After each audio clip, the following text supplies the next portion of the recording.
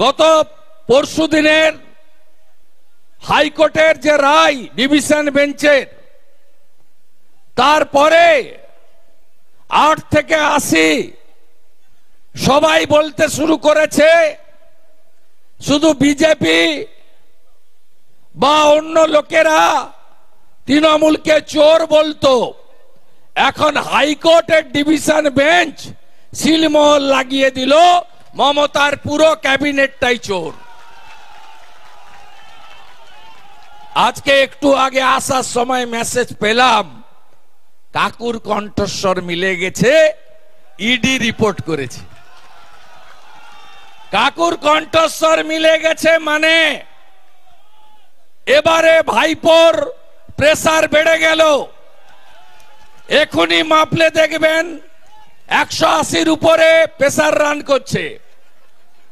কি বলছিল?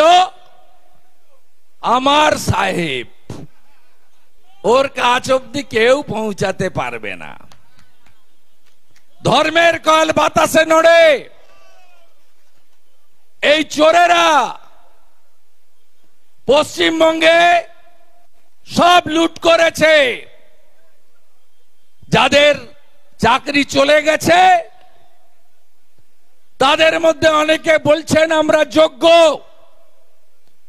এই যোগ্য কারা আর অযোগ্য কারা, এই রিপোর্টটা দেওয়ার কথা ছিল স্কুল সার্ভিস কমিশনের।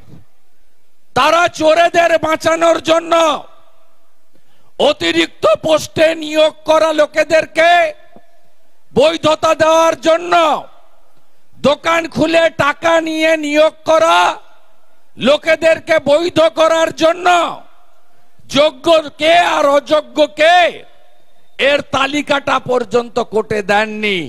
এখানে যারা কেস করেছেন, যারা কেস লড়েছেন, বা প্রধান বিরোধী দল বিজেপির কোনো ভূমিকা নেই। সম্পূর্ণ ঘটনার জন্য যদি কেউ দায়ী হয়ে থাকেন তার নাম মমতা ব্যানার্জি। পালাবে কোথায়? কালকে আসছে আকাশ রানী মহিষাদলে, যত আসবে তত হারবে। 2021 সালে 18ই জানুয়ারি নন্দীগ্রামের তেখালিতে এসেছে। তেখালিতে আসার পরে 4টা জেলা থেকে লোক নিয়ে এসছে। ওর পাশে যারা তোলামূলের নেতা ছিল বলছে সব নন্দীগ্রামের ভোটার, আপনি এইখানে দাঁড়িয়ে পড়ুন। এমন টুপিটা খেয়েছে, দাঁড়িয়ে পড়েছে, আর ঠেলায় না পড়লে বিড়াল গাছে ওঠে না।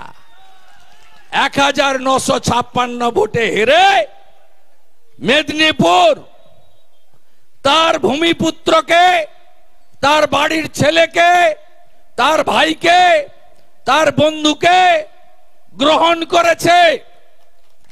আর বহিরাগত মমতা ব্যানার্জিকে বলেছে টাটা বাই বাই।